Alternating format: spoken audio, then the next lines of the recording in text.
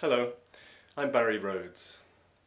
What do you do if your ball comes to rest against the roots of a tree, or in the middle of a bush, or is stuck in mud off the fairway? In other words, what do you do if your ball's unplayable? Well, first, it's you that is the sole judge as to whether your ball is unplayable, and you can do so anywhere on the course other than in a water hazard. Of course, if you do deem your ball unplayable, you have to accept that there is a penalty of 1 stroke to take the 3 options for relief. This is all covered in Rule 28, one of the shortest but most important rules in the rule book. Let's examine 3 cases where the ball is unplayable.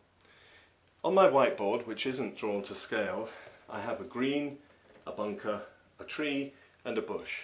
And the player is playing from this point. This represents his stance, and that's the point where the ball is. So in the first instant, the player shanks his ball and it ends up right behind the trunk of a tree. He could, of course, try and play it backwards, but there's no real advantage to do so.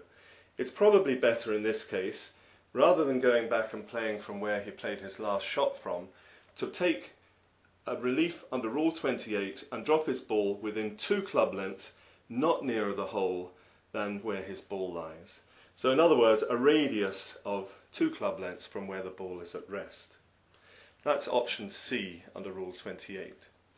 If his ball is in the tree, he has the same relief. He can take relief from a point underneath where his ball is at rest in the tree, providing he can identify his ball. If he hasn't been able to identify the ball, then he has to continue as though it was a lost ball and go back to the place where he last played from under stroke and distance. But if he can identify the ball, he doesn't have to doesn't have to use the ball. He can drop another ball at the point within 2 club lengths, not nearer the hole. In the second case, the player hits his ball and it ends up in the middle of a bush. Now in this case, it's not going to help him to drop his ball within 2 club lengths, because he can't drop the ball within 2 club lengths and get outside the bush. So that's of no use to him at all. In this case, his option will be to take a line from the flagstick down here through where his ball is at rest and drop a ball anywhere on an extension of that line, not nearer the hole obviously. So that's option B under Rule 28. The third case is where the player plays his ball and it sticks in the lip of a bunker.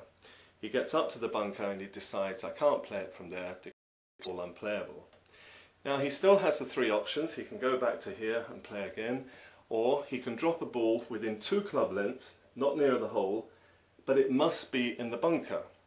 Now there, at that point, anywhere's within 2 club lengths, it's fine. But if the ball was lying there, he cannot drop the ball, even though it's within 2 club lengths outside of the bunker.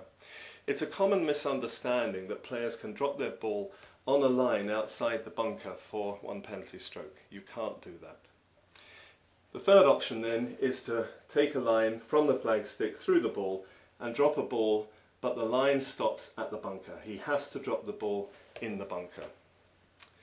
So these are the 3 different options under Rule 28 for taking relief for an unplayable ball. You can take your shot from where you played your last stroke from. You can take relief within 2 club lengths of where the ball lies, not near the hole. Or you can take a line from the hole through the point where the ball is at rest and go back as far as you like along that line. If your ball is in the bunker under options B and C, you must drop the ball in the bunker.